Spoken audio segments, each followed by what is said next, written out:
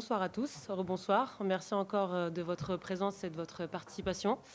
On est donc en conférence de presse post-fight d'Ares 22. Je vais d'abord commencer par vous annoncer les bonus de la soirée ainsi que les entrées avant de commencer à accueillir les combattants.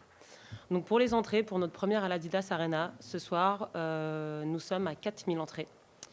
Et pour les bonus de la soirée, on a le bonus qui est Performance of the Night qui est attribué à... donc Fight of the Night qui est attribué à Sola Imavov. On a aussi le bonus Soumission qui est attribué à Gisèle Morera. Et on a le bonus Performance qui est attribué à Melissa Hurtado. Donc voilà. On va commencer tout de suite à accueillir notre premier combattant qui est Patrick. Patrick, t'es là? C'est bien facile à bonus. Patrick, je t'en prie. Vous pouvez applaudir Patrick.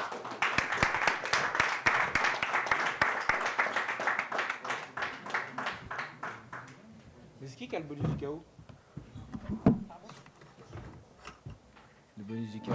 On a le bonus soumission qui est attribué à Moreira, on a le bonus performance qui est attribué à Melissa, le Fight of the Night, Sola et Mavov. Il n'y a pas eu de chaos.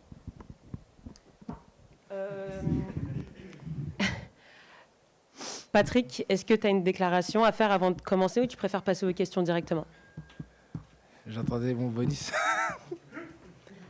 C'est seulement ton premier combat, il y en aura d'autres, t'en fais pas. Ok.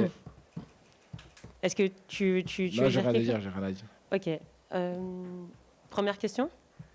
Ah, ça va être sur YouTube, là, le truc, là. Ah ouais, ok. Faut que je sois sérieux.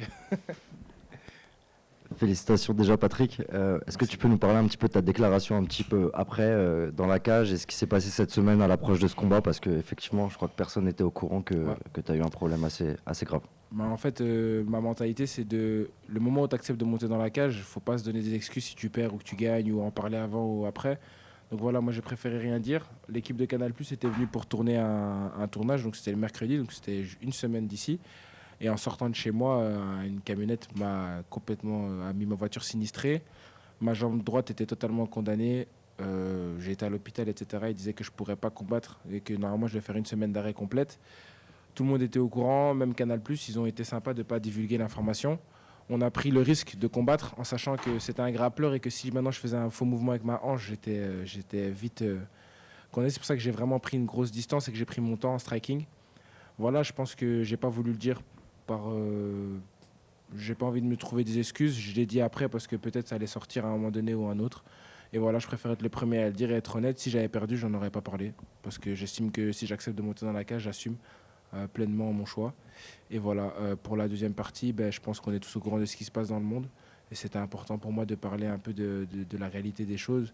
Et que quand on ouvre Instagram et qu'on se like nos photos, qu'on like nos vidéos, nos highlights de boxeurs, je pense que des fois, ça fait du mal quand on a plusieurs publications et puis qu'on voit un enfant qui est sous les bombes ou sous des trucs comme ça. Donc voilà, on a tous vu ce qui s'est passé en Ukraine, mais ça se passe aussi en Palestine, au Congo, au Soudan, etc. Je suis personne, je suis pas quelqu'un de meilleur que quelqu'un d'autre, mais j'ai une petite plateforme et là, il y avait 8000 personnes et je me suis dit, je peux en parler et ça sera vu et ça sera retranscrit. Et je pense qu'il ne faut pas fermer les yeux quand on voit la publication, même si des fois, ça nous dérange un peu quand on est chez soi, dans notre quotidien et tout, mais de temps en temps en parler, je pense que c'est pas mal. C'est tout à ton honneur et juste avant de passer le micro, c'est quoi la suite pour toi? Tu as une envie particulière? Non, j'ai pas réellement d'envie. Là maintenant, je pense que pour moi, c'est de prendre l'expérience un maximum. Je suis passé pro en janvier, je suis à 4 combats ici, 4-0, 3 KO, et je compte enchaîner comme ça. Les gens me parlent déjà de ceinture, enfin, vous avez vu le main event, c'est des mecs qui sont à un combat de l'UFC. Je pense qu'on n'est pas dans la même dimension de carrière. Je pense que moi, j'ai encore quelques étapes, j'ai 23 ans. Eux, ils ont déjà fait leur chemin, ils vont peut-être aller à l'UFC. Moi, je vais prendre les gens qu'on me met sur mon chemin et je vais les éteindre, c'est tout. Merci beaucoup.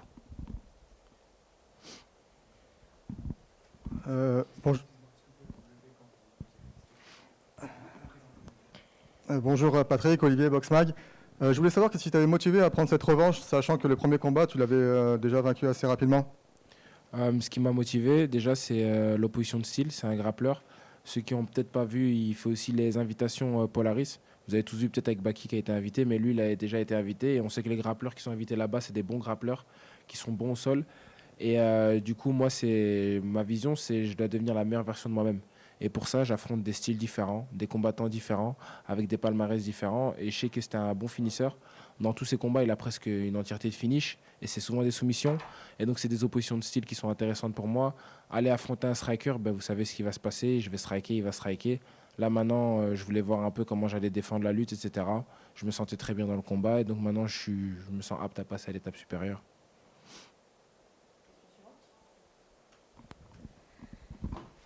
Bonsoir Patrick, Agnès pour Culture MMA.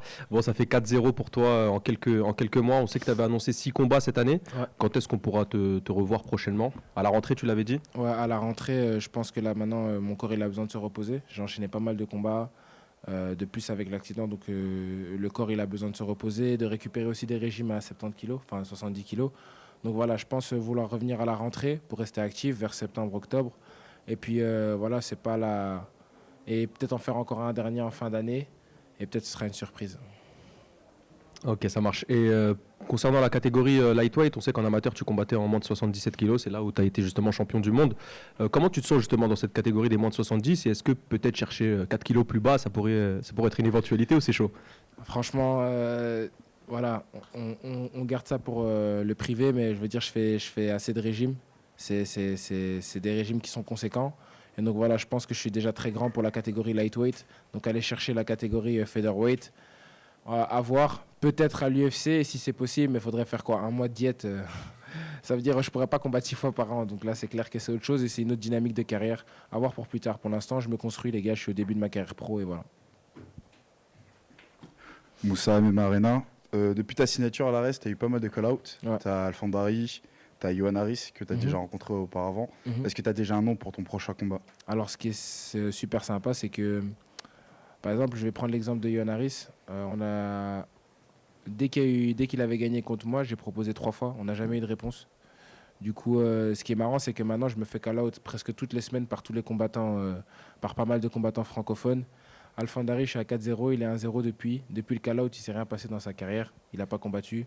Là, je vais être à mon 5e combat. Je suis désolé, mais si maintenant je viens et que je mets KO Alfandari, tout le monde va dire oh, ok, il a mis KO un mec qui a qu'un combat pro. Donc voilà, je pense qu'il devrait peut-être se concentrer sur sa carrière et combattre. Et pour les autres, quand on vous a demandé, vous ne vouliez pas, et maintenant qu'il y a de la hype, vous voulez. Donc moi, je sais comment ça marche le business en professionnel. Faites la file. Dernière question pour moi, Patrick. J'imagine que l'objectif, ça serait quand même de pouvoir peut-être un jour obtenir cette ceinture à l'ARES. Pas tout de suite, je sais que tu fais pas à pas. Mais si tu avais une visualisation à peu près, ça serait d'ici combien de temps que tu aimerais bien viser le title shot à l'ARES? C'est pas nécessaire d'avoir le title shot à l'ARES. Parfait. Pour moi, je vise à combattre un maximum. Et je verrai bien où est-ce que je vais atterrir. De toute manière, moi, mon goal final, c'est l'UFC. Avant ça, c'est des étapes dans ma carrière. Donc ouais, la ceinture de l'ARES, c'est pas du tout un objectif, c'est pas quelque chose que tu penses au sein de cet organe, quoi, forcément. C'est pas moi qui décide. Parfait, merci. Est-ce qu'il y a une question pour Patrick?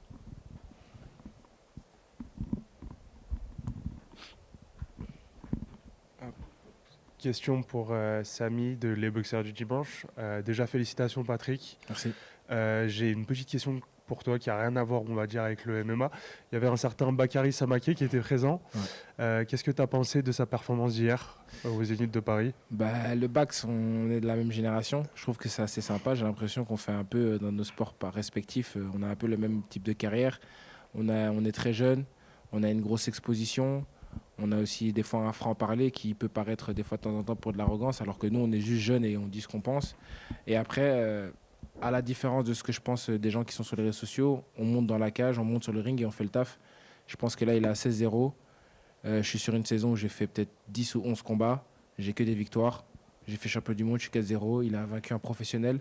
On assume et on monte sur le tatami et on prouve. Et donc voilà, je pense que c'est le plus important et gros respect à lui.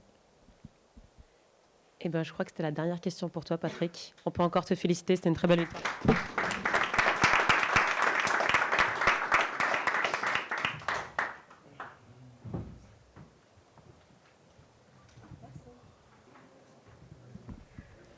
Messieurs, Daguerre et Mavov, on peut t'applaudir, Daguerre, parce que c'était une très belle guerre. Merci.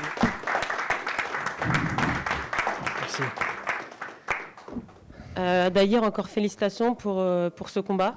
Merci. Est-ce que tu voudrais dire quelque chose avant de commencer ou tu préfères passer aux questions directement? Ben, j'aimerais bien qu'on ait un bonus de 10 000 pour combat de la soirée. Tu sais pas si t'as eu le bonus? Non. Tu l'as. Ah, merci beaucoup. J'espère Axel aussi. Comme ça, on a fait un bon combat. Merci. Tu as le bonus Fight of the Night. Merci. Voilà. Est-ce que on passe aux questions? Oui. Bonsoir Daguerre. Bonsoir. Bon, félicitations pour ce beau combat et ce bonus du coup, même si c'est un match nul.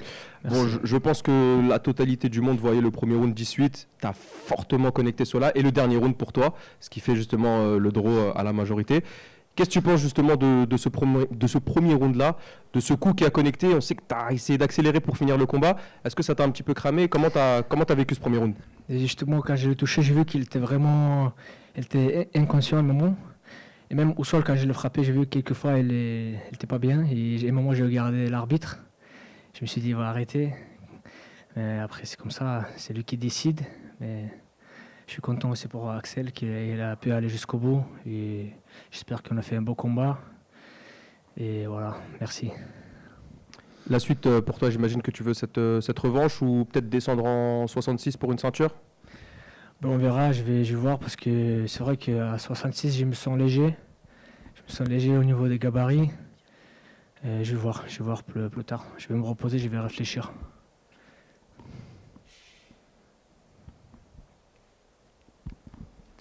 Pierre pour nos TV, félicitations Daguerre. Moi, ma question, c'était plus sur le scoring. Est-ce que toi, tu es satisfait? Tu trouves que le draw, c'est une bonne chose? Et est-ce que tu es d'accord avec au final le score des juges? Est-ce qu'il y a un round que tu aurais plus vu qui t'a pas été attribué à toi ou le contraire? Non, franchement, je suis d'accord. Parce qu'Axel aussi, c'est un très très bon combattant. Il est allé jusqu'au bout. Il m'a surpris. Franchement, il est revenu deuxième round. Il était bien prêt. C'est pour ça que je pense que c'est une bonne décision en match nul. Et est-ce qu'il y a un moment est-ce qu'au premier round, justement, il y a eu un moment où tu pensais que l'arbitre il allait concrètement arrêter le combat? Ouais. Tu as été surpris un moment? J'étais surpris même deux, trois fois. Trois fois, j'étais surpris. À un moment, j'ai regardé l'arbitre, je me suis dit, il fait quoi en fait? Il dort. Et parce que j'ai vu que j'étais là, et quelquefois il tombait quand je le frappais au sol. J'ai dit, ça va être fini. Bon, c'est pour, j'ai tout donné. Et deuxième round, j'étais là, je voyais flou à un moment, tellement j'étais fatigué. Est-ce que tu as eu des consignes particulières entre le premier et le deuxième round? Parce que je pense que ça doit être compliqué de se remettre dedans quand on a eu l'impression d'avoir fait le travail et qu'au final on doit y retourner. C'est ça, en fait, quand le premier round il est fini, le deuxième round, je me suis dit, bon, je vais gérer parce que sinon, il me reste encore 4 rounds. C'est pour ça, je pense que c'est l'expérience qui a joué beaucoup dessus.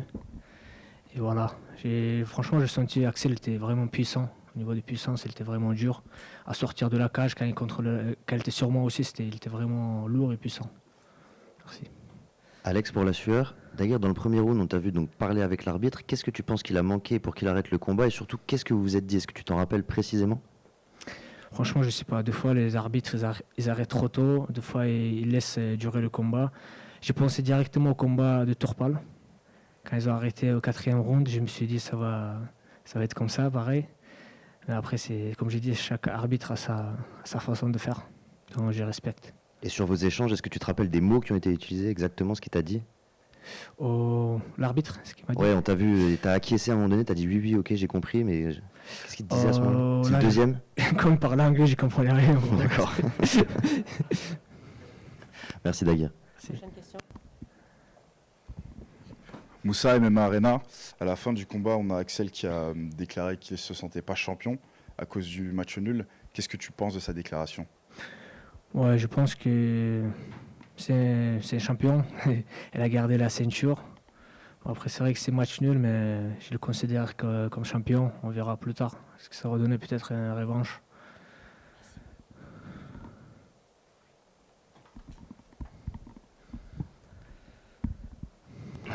Nassim pour The GOAT, félicitations pour ton fight. Merci. Tu nous as fait une très belle prestation. On t'attendait sur la boxe anglaise. On a vu ce que ça donnait sur ton dernier fight, le KO monumental. On se doutait que ta stratégie, ça allait être de boxer. Est-ce que tu as été surpris du niveau de lutte contre la cage de Axel? Comme j'ai dit, on m'a déjà dit qu'il était puissant, puissant, mais là, à un moment, je me suis dit, bon, il met la pression du début jusqu'à la fin. C'est ça qui m'a surpris. Je pensais qu'il va être fatigué à un moment. Non, il était toujours. Ça se voit qu'il était bien préparé physiquement. Toi, est-ce que ta stratégie de bout en bout, ça a été de rester sur la boxe anglaise, d'essayer de contrer sur C'est une ça, série de 3-4 coups pour essayer beaucoup de de mettre bout, KO? comme j'ai travaillé avec Rodrigo Alamos. On a travaillé beaucoup en clinch, box ties, et vous avez vu, on a travaillé pas mal le genou, j'ai utilisé beaucoup de genoux, d'habitude je l'utilise rarement, donc c'est grâce à lui, et mon stratégie c'était de rester debout. Et éviter surtout la cage, mais à un moment j'ai senti qu'il était vraiment puissant, j'arrivais pas à sortir. Ok. Et est-ce que tu verrais cette revanche justement en septembre? On sait qu'il y a une carte qui se prépare pour septembre. Ou est-ce que tu préférais que ça soit un peu plus éloigné pour faire un vrai camp d'entraînement? Je pense qu'il faut que je m'entraîne bien. Il faut que je prenne un vrai camp d'entraînement. Ok. Il faut que je reste actif parce que des fois je m'arrête pour quelques mois pour récupération, donc il faut que je sois bien actif. D'accord, merci à toi. Merci. Bonjour Daguerre, Olivier pour Boxmag. Je voulais juste savoir... J'ai oublié ma question. Désolé. Moi j'ai une question d'ailleurs, ça va rebondir un petit peu sur le camp d'entraînement. Par curiosité, j'aimerais bien savoir où est-ce que tu as préparé justement ce combat-là et à quel club est-ce qu'on peut t'affilier? J'imagine que tu t'entraînes aussi avec ton frère Nassourdine. En vrai, j'habite dans le sud et quand j'ai des combats, un mois et demi en avance, je viens à Paris pour m'entraîner avec Nassourdine. Comme lui aussi il avait un combat à préparer, donc j'ai dit bon, on s'entraînait au Venom Training Camp ensemble. Sinon dans le sud, je ne m'entraîne pas beaucoup. J'essaie de me maintenir en forme 1-2 fois par mois. Donc c'est ça mon problème en fait, il faut que je revienne dans le circuit. Et sinon je m'entraîne la plupart du temps au Venom Training Camp au Rungis. Merci. Tête de dans la cage, bravo pour ton combat. Merci. Il y avait une rumeur qui disait que le gagnant il aurait peut-être un ticket d'entrée pour l'UFC. C'est un combat, il y a une égalité. Est-ce qu'on pourrait peut-être voir une revanche à l'UFC du coup prochainement? Enfin, je sais que c'est pas... C'est possible, tout est possible. Même comme je disais, c'est un très bon adversaire, Axel. Donc il a le niveau de l'UFC. Donc peut-être s'il me propose de combattre contre lui à l'UFC, pourquoi pas. Mais après, d'un côté, j'aime pas affrontement dans une grosse ligue. Quand c'est le français, avec le français, c'est moins intéressant. Très bien, c'était la dernière question pour toi Daguerre. Bravo encore, Merci. félicitations. Encore, je voulais dire, à chaque fois quand je combat, je ne sais pas pourquoi on dit que je représente la Russie, alors que non, je représente bien la France. À chaque fois, il y a marqué Russie. Bon. Merci. C'est ça qui m'inquiète à chaque fois. Merci de nous l'avoir notifié. Merci.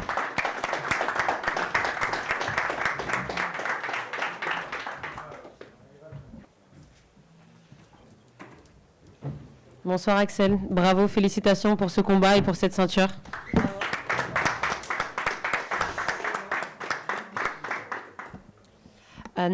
Axel, avant de passer aux questions, est-ce que tu voudrais dire quelque chose ou tu préfères directement Déjà, j'aimerais remercier toute ma team, mes coachs, Aldric, Jérôme. Ce sont des vecteurs essentiels de ma progression. J'aimerais remercier aussi Mehdi Dakev qui est venu de Tchétchénie. C'est un ami à moi avec qui je m'entraînais au début en MMA. Il est venu de Tchétchénie pour m'aider à préparer ce match. Et un grand merci à lui. C'est un grand champion. Il devrait déjà être à l'UFC. Il n'y est pas pour des raisons administratives que j'espère on réglera un de ces jours. Et voilà. Après, au niveau du match, un peu déçu du résultat. Pour moi, normalement, je ne devrais pas avoir la ceinture. Il y a égalité. Donc pour moi, c'est pas légitime que j'ai la ceinture autour de la taille, mais bon, au final, c'est pas important. Ce qui est important pour moi, c'est d'avoir fait face à l'adversité, d'être allé au bout du match, et l'expérience que j'en tire, elle est là, la vraie victoire. Maintenant, j'ai 26 ans, j'ai encore du temps devant moi. Bien évidemment que j'aurais aimé faire une belle performance pour être en bonne position pour l'UFC, mais c'est pas forcément le cas, donc on va voir la suite. Moussa MMA Arena, Axel, je te sens un peu déçu, malgré la belle ceinture à ta droite. Tu peux nous donner ton ressenti par rapport à tout ça, par rapport à ce beau combat? Comme je l'ai dit, un peu déçu parce que la victoire n'est pas unanime, elle n'est pas claire et nette, et j'avais besoin d'une victoire claire et nette pour pouvoir éventuellement prétendre à avoir ma place et mon opportunité pour l'UFC en septembre. C'est pas le cas aujourd'hui, donc voilà. Après, comme je l'ai dit, c'est un combat qui est riche en expérience et qui va vraiment m'aider à être un meilleur combattant, et en soi, c'est l'essentiel. Je suis content d'avoir été en difficulté et d'avoir surmonté la difficulté. Premier round. On a cette droite d'Imavov qui te touche. Alors je ne sais pas si c'est la droite ou la gauche. C'est la gauche? C'est la gauche. Ah, vous êtes tous contre moi, c'est pas un souci. Okay. Bon. C'est la gauche qui te touche. Gros comeback par la suite, au début du deuxième round. éclaircis-nous un peu tout ça. Qu'est-ce qui s'est passé Bah, entre il le s'est premier et le passé deuxième que round je suis rentré en clinch. J'avais beau avoir étudié Daguerre et de l'étude vidéo que j'avais fait de lui, il en sortait que sur les sorties de clinch, il allait très vite sur les frappes, donc c'était essentiellement des droites qu'il envoyait. D'ailleurs, son dernier match, il gagne en sortie de clinch à l'ARES sur une droite, son adversaire. Donc il me semblait que c'était une droite qui m'avait touché, mais apparemment c'est une gauche. Mais bon, en tout cas, voilà, je savais qu'il y avait une offense de sa part qui risquait d'arriver en sortie de clinch. J'avais beau le savoir que ça arrivait, je ne l'ai pas bien travaillé. La preuve en est qu'il m'a touché. Donc il y a un moment où on est dans les vapes, on ne sait pas trop où on est, mais voilà, il faut... Dans ces situations-là, c'est là qu'on voit ceux qui lâchent et ceux qui lâchent pas. Moi, je lâche pas. Et j'avais suffisamment d'énergie, j'avais suffisamment de conscience pour continuer à me battre. Et je l'ai fait. Et dès que j'ai eu l'opportunité de remonter, j'ai fait ce que j'ai pu pour essayer de rattraper mon erreur. Salut Axel, Olivier pour Boxmag. Je voulais savoir si tu étais d'accord avec le scoring, avec le résultat au final d'un match nul. C'est pas à moi d'être d'accord ou pas. J'ai surtout laissé l'occasion aux juges de donner leur avis. Donc, j'ai fait des graves erreurs, notamment ce knockdown premier round. Donc après, je sais pas, j'ai pas regardé le match. Je pense qu'il y a des arguments pour dire que je gagne ce match, des arguments pour dire qu'il y a effectivement égalité. Je pense qu'il y a 3 rounds qui sont nets pour moi. Le fait est que le premier round, il y a un knockdown, donc logiquement, il y a 18 pour mon adversaire. Donc c'est qu'ils ont donné le dernier round à Daguerre. Il me semble que ce dernier round, je marque un peu plus de points sur le striking. Mais il finit au-dessus sur une phase de préhension en sprawl. Donc visuellement, pour une fin de match, quand c'est serré comme ça, c'était pas optimal pour moi. C'était pas la meilleure position pour mettre toutes les chances de mon côté. Donc après, voilà, les juges ont suivi leur carte et tel est le résultat. Pierre Pronosens, Axel, t'as pas quand même l'impression que arriver au bout de ce combat de la manière dont tu l'as fait, c'est une grosse performance quand on prend en compte ce premier round en fait, parce qu'il y a beaucoup de combattants qui de 1 ne recomposent pas ni de cette manière, ni ne vont au bout, et ça te juge aussi une décision qui peut être favorable dans un sens comme dans l'autre. T'as pas non plus le sentiment que t'as fait quelque chose de très fort ce soir? Bien sûr, si j'avais perdu le premier round, la déception aurait été immense. Là, au moins, j'ai pu me donner. J'ai réussi à me créer l'opportunité de pouvoir revenir et peut-être gagner ce match. Et pour moi, c'était vraiment très important parce que je refuse de perdre un match sans avoir tout donné pour essayer de le gagner. Donc là, j'ai eu mon opportunité de donner le maximum. Donc certes, j'ai fait des erreurs au premier round et les autres rounds aussi. Le résultat en est la preuve. Mais voilà, c'est de l'expérience, c'est super et ça fera, comme je l'ai dit, de moi un meilleur combattant. Et peu importe l'organisation, est-ce que tu aimerais une revanche? Je sais pas, c'est pas moi qui décide, c'est mon coach et mon management. Okay. Merci. Bonsoir Axel, Mehdi d'Actu MMA. Félicitations pour ton combat, même si je sais que tu as l'air que tu es déçu. Je voulais te poser la question, peut-être que c'est un peu trop tôt, que tu n'as pas encore analysé tout ça, mais qu'est-ce qui t'a manqué quand tu regardes le combat dans sa globalité pour, si jamais il y a une revanche, t'imposer contre Imavov? C'est un combat que j'aurais pu gérer de plusieurs manières. Je pense que le knockdown m'a un peu plus poussé à aller sur la lutte que ce que j'avais prévu de faire. Dès le deuxième round, j'avais besoin de temporiser, donc je l'ai lutté. Sur la lutte, mes entrées, elles étaient plutôt bonnes. Plusieurs fois, j'ai réussi à le coincer, mais j'ai manqué un peu d'efficacité sur certaines positions, notamment la ceinture. Quelques fois, je l'ai ceinturé, et là, je m'entraîne avec un combattant qui a probablement la meilleure ceinture de France, à savoir Virgile, et je n'ai pas été capable de le jeter à ces moments-là. Donc voilà, il y a eu des petites erreurs sur la lutte, en attaque. Il y a eu une incapacité de ma part aussi à capitaliser sur des positions dominantes quand je l'avais au sol, en demi-garde, faire plus de dommages, passer la garde, faire avancer la position. Après, sur la boxe, je pense que j'aurais pu vraiment plus boxer dans ce match, mais bon, j'avais pas les idées très claires après ce premier round, et du coup, il me semblait que c'était là où il était le plus à l'aise, mon adversaire, donc instinctivement, après ce knockdown, j'ai pas eu envie d'être là où il était le plus à l'aise, tout simplement. Mais je pense qu'il y avait moyen de plus boxer et de marquer mes points en boxe. Et justement, tu parlais de Virgile dans ton coin. Au moment où tu te fais sonner dans le premier round, je crois que tu es de l'autre côté de ton coin, il me semble, à ce moment-là. Et je voulais savoir quelles étaient les consignes que t'as donné ton coin entre les 2 rounds, notamment, et pour la suite du combat aussi. Alors je t'avoue qu'à ce moment-là, on n'entend plus grand-chose. Juste un espèce de bip continu dans les oreilles. Donc j'ai fait ce que j'ai pu pour faire les bons choix avec ce bip. Et voilà. Après, mon coin, ils m'ont demandé de temporiser, de laisser passer le round était perdu de toute façon. Je me rappelais même plus comment j'ai terminé le premier round. Il me semble que j'arrive à le reprendre en cache contrôle, je sais plus si je le fais tomber. Je le fais tomber ou pas? Non, je sais plus. Bon, voilà, je sais qu'au bout d'un moment, je reprends un peu la pression en cache contrôle et que voilà. Bon. Après, je savais que c'était un 5 rounds, donc j'avais le temps de me refaire, quoi. Bonsoir Axel, Annès pour Culture MMA. Tout d'abord, félicitations pour ton bonus, pour ton gros comeback et pour cette belle guerre que tu nous as proposée. Bon, tu avais l'air un peu déçu à la fin du combat, mais malgré tout, nous, tu nous as divertis et on a kiffé ce combat. Du coup, j'aimerais bien parler un petit peu de la suite pour toi, même si je sais que tu préfères laisser ça entre les mains de ton management. Mais qu'est-ce que tu as pensé notamment de la performance d'un Amin Ayoub qui est revenu fort dans la catégorie lightweight? Est-ce que c'est un adversaire qui pourrait t'intéresser? Alors, j'ai pas vu le match, mais comme je l'ai dit, c'est un super adversaire, donc bien évidemment qu'un combat contre lui, ça peut être qu'un vecteur de progression aussi de me préparer pour ce type d'adversaire. Après, je vous avoue que la catégorie des 70 est remplie de talent. On a pu le voir ce soir, il y avait plusieurs match-up à 70 qui étaient vraiment de qualité. Donc trouver un adversaire de qualité, ce ne sera jamais un problème dans cette division. Donc pour la suite, je laisse la main à mon coach et à mon management. Félicitations encore une fois, Axel. Merci. Merci beaucoup Axel. Félicitations encore. Merci.